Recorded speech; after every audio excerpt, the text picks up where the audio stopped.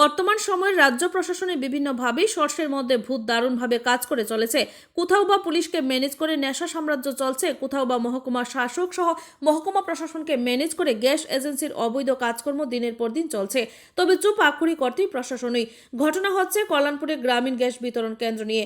এই গ্যাস বিতরণ কেন্দ্রে জমি সংক্রান্ত বিবাদের পরিপ্রেক্ষিতে প্রকাশ্যে রাস্তায় সাধারণ মানুষকে হয়রানি করে রাস্তা রীতিমতো ব্লক করে দিয়ে গ্যাস সিলিন্ডার উঠানামা করছে।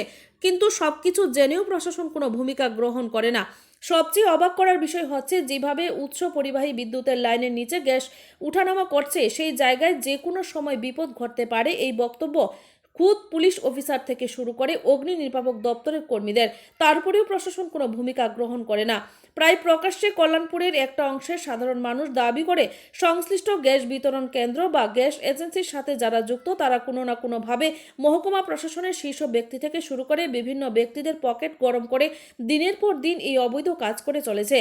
এদিকে বেশ কিছুদিন চুপ থাকার পর আবারও একই রকমভাবে অবৈধভাবে গ্যাস সিলিন্ডার উঠানামা করানোর পরিপ্রেক্ষিতে কল্যাণপুর জুড়ে মিশ্র প্রতিক্রিয়া তৈরি হয়েছে এবং সূত্র মারফত খবর যে কোনো সময় গোটা ঘটনার পরিপ্রেক্ষিতে প্রশাসনের ভূমিকার বিরুদ্ধে প্রতিবাদ জানিয়ে গণবিক্ষোভ তৈরি হতে পারে। ব্যুরো রিপোর্ট, আমার ত্রিপুরা এক্সপ্রেস।